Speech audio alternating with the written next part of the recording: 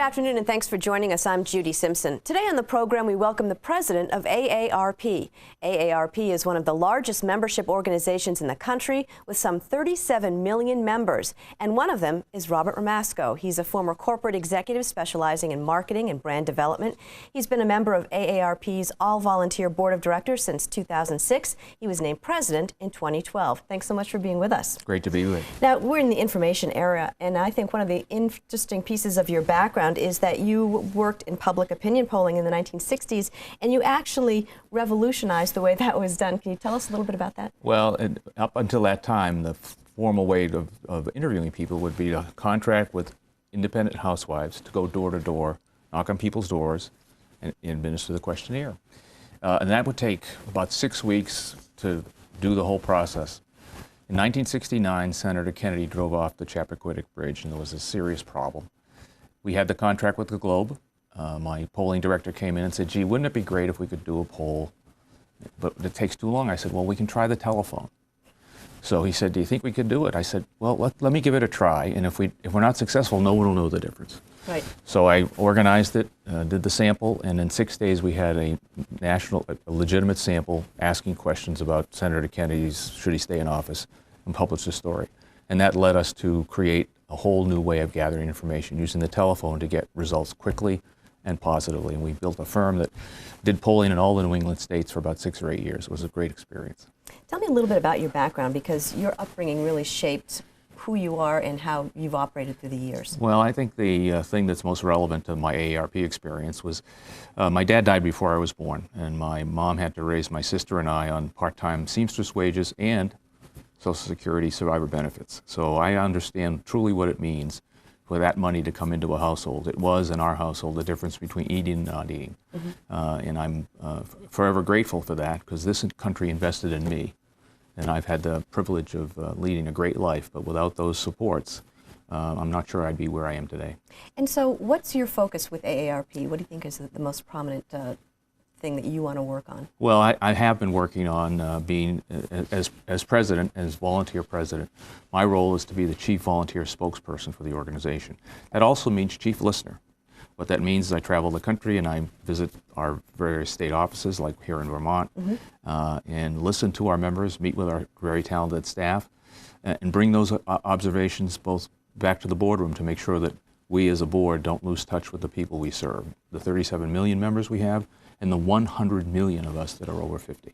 Mm-hmm. And it's about people, not only individually, but people in their families. Most people don't really think about it, but every one of our members is part of a family network. 6 million of of people over 50 are grandparents full-time for their children. Right. So the family structures are changing, the responsibilities are different, and we need to think about 50 plus in a very different way than we used to. What are some of the biggest issues that are facing seniors today? What are you hearing from people? Well, there are basically 3 levels of concern. One is the economy, financial security, both immediate and long term. Right. If you're 55 years old, you may have a big challenge. Unemployment for the folks over 50 has doubled. And more prominently, if you're out of work, you tend to be out of work for a long time. Mm-hmm. So that's a real big challenge. Retirement is looming. Once you get past 45 and 50, you start thinking about that. And we have a retirement crisis coming along, and we've got to really think about how to do that. And Social Security is becoming more and more important in that mix, and we want to get that conversation outside of the budget discussions that are happening and look at it on its own and make sure that Social Security is protected and the solvency issue that's coming down the pike in 20 years is addressed now, so we don't have to have drastic changes to the program later on. Well, as someone who's been paying into Social Security for many years, you automatically assume it's going to be there for you. And, I'm thinking now, if it's not, I want my money back. Yeah. Well, I think that the myth of it's not going to be there is really a myth. It's not true. The Social Security is solvent for the next 20 years, meaning if we do nothing, full benefits as described now will be paid. In 20 years, that will drop by 25%. So it behooves us as a nation to say, okay, how do we address that problem? It's curious that young people think it won't be there. Well, you know what? They've always thought that. When we look at the polling data in 1970, the young people in 1970 thought it wouldn't be there. Well, it will be there. The question is, in what form? We think we don't want that conversation as part of the upcoming budget negotiations. Social Security is a separate program. It's the only federal program which is self-funded.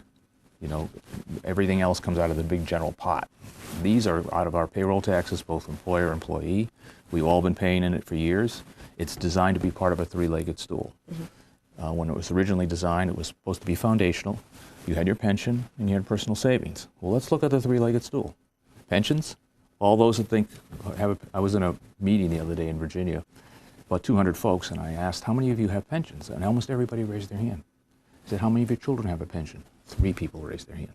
So the three-legged stool doesn't apply anymore. Social Security is going to become even more important. So let's make sure we have a conversation in that context. It's also about work. You know, it would be great if everybody could work till they're 70.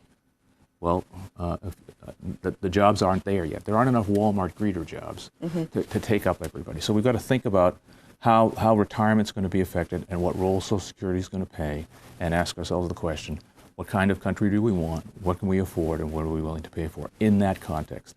Let's not use Social Security as a piggy bank to solve the deficit problem. Right. Now, do you have any specific message that you want to share with Vermonters while you're here? Well, I think the first and foremost is our team here is very much committed to Vermont, not only on the national basis, Social Security and Medicare, but also on the community basis.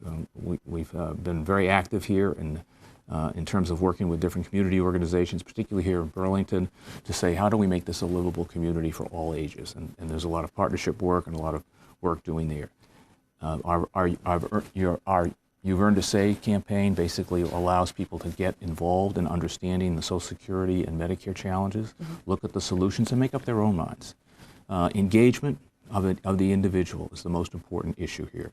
A society which people are informed with facts and not scared by, you know, Twitter messages that really misstate things is very dangerous. We're committed to giving people good information so that they can live their best lives.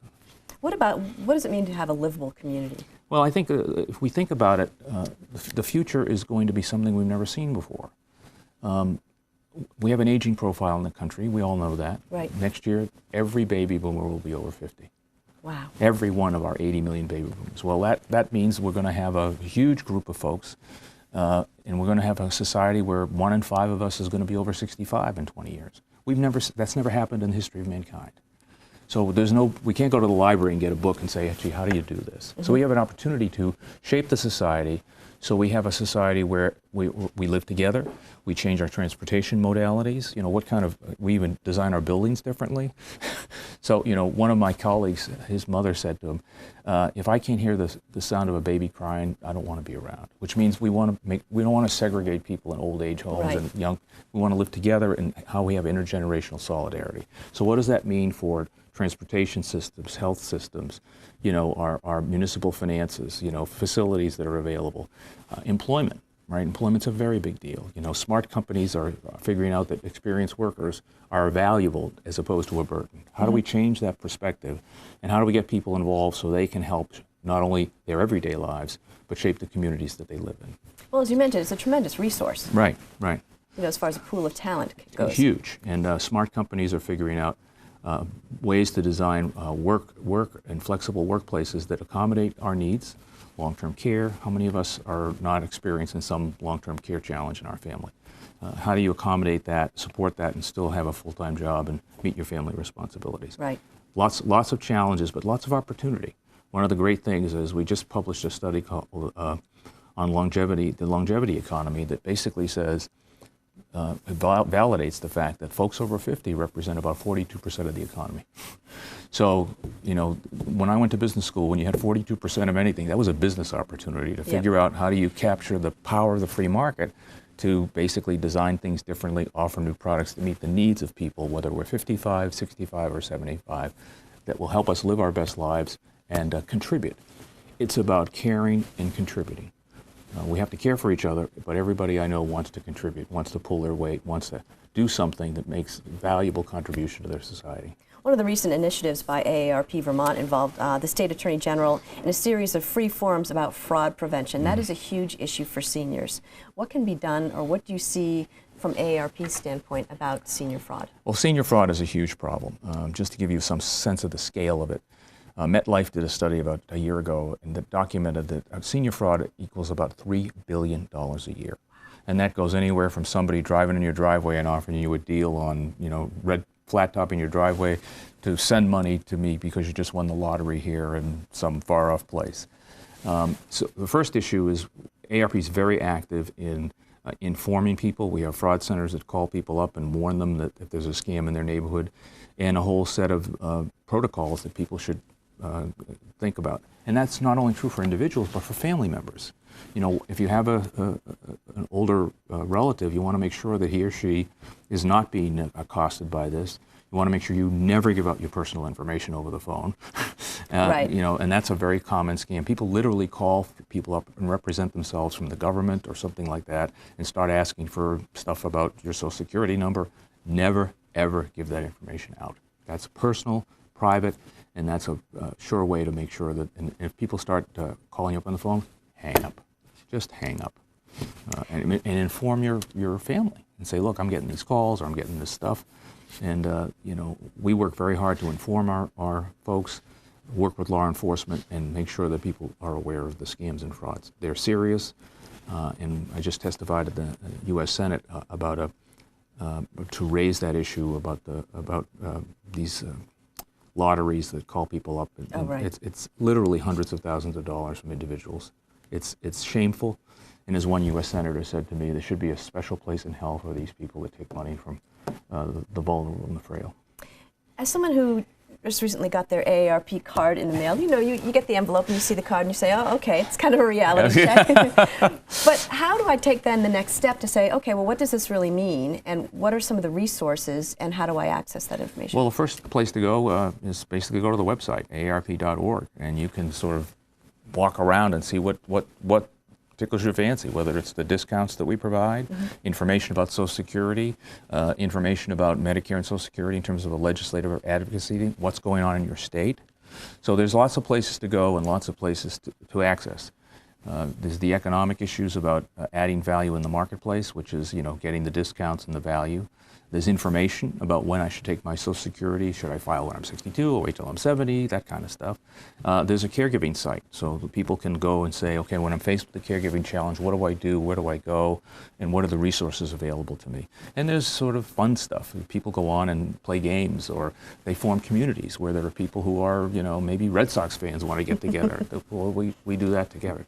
So the website is a great spot to sort of explore lots of different benefits. The tax aid program, which is a terrific program for lower income folks, we do those returns for free.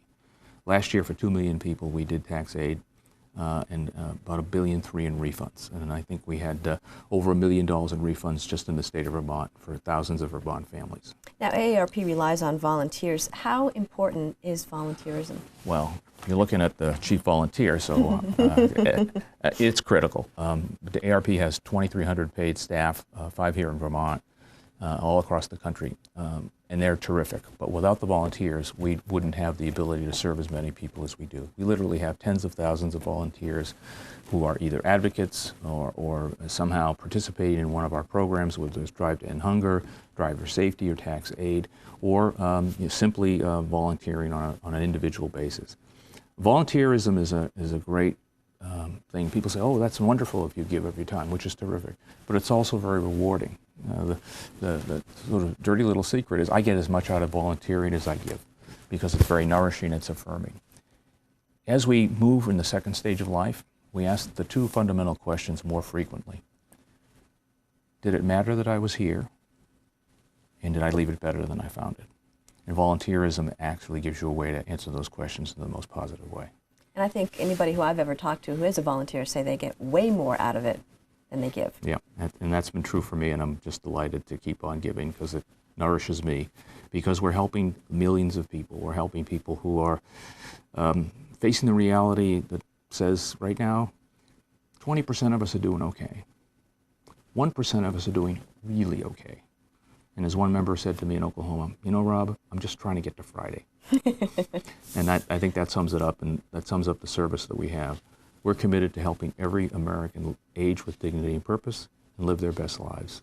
If people are interested in finding out more about the AARP in Vermont, you can call the toll-free number 866-227-7451, or you can email vtaarp@aarp.org.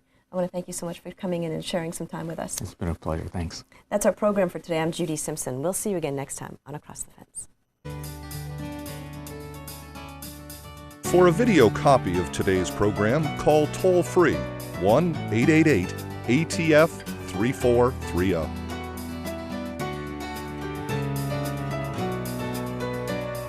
Across the Fence is brought to you as a public service by University of Vermont Extension and WCAX-TV.